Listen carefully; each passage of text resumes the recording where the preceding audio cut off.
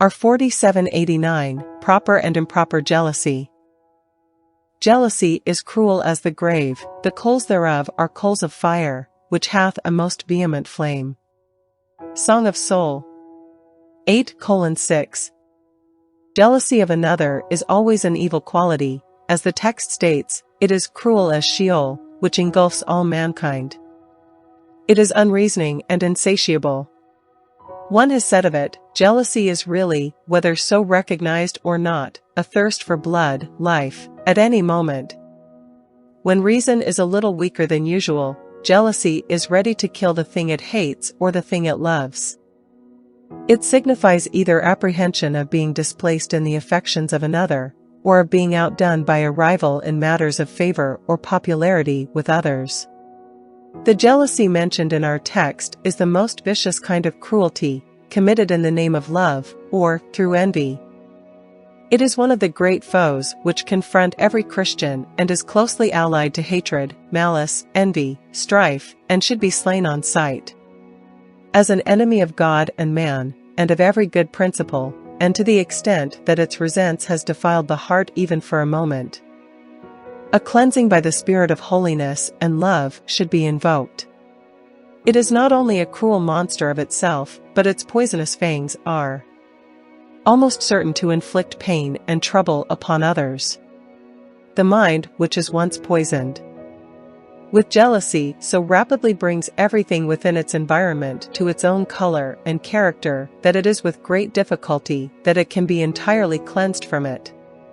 I, the Lord thy God, am a jealous God.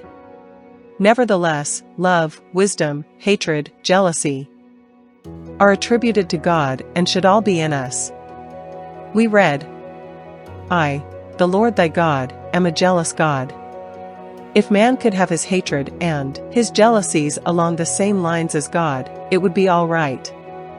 We, as God does, should hate sin, but not the sinner. God's jealousy is just and is sure to bring to the sinner a just punishment.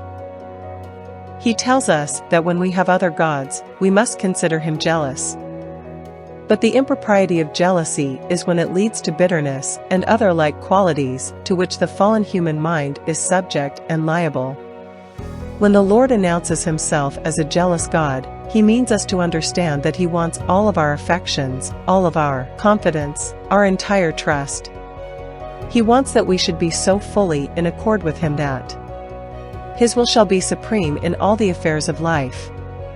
This is not to be considered selfishness on the part of the Almighty, because this, under his overruling providences, means to his creatures the largest amount of happiness, the largest amount of success in the duties and affairs of the present life, and the fullest preparation for the blessings which God has prepared for, and promised to, those who love him. When St. Paul wrote, I am jealous over you with a godly jealousy, 2 Corinthians 11 verse 2, we cannot understand that he was actuated by a mean jealousy, but that he was jealous for, in the interest of, the Corinthians.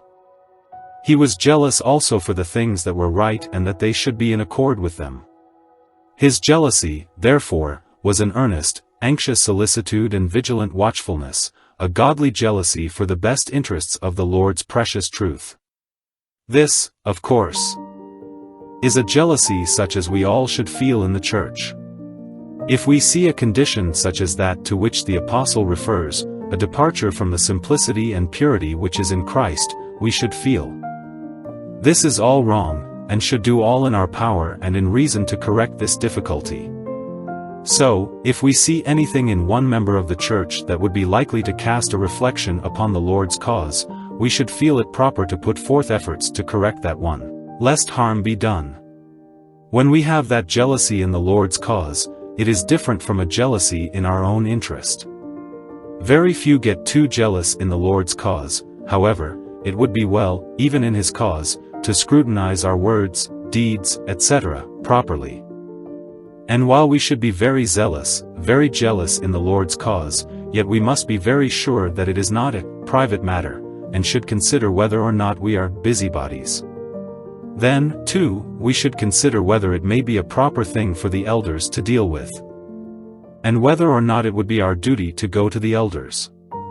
We should all have a great deal of jealousy for the Lord's cause and the Lord's work, but be very careful that it is not the bitter kind mentioned in the text.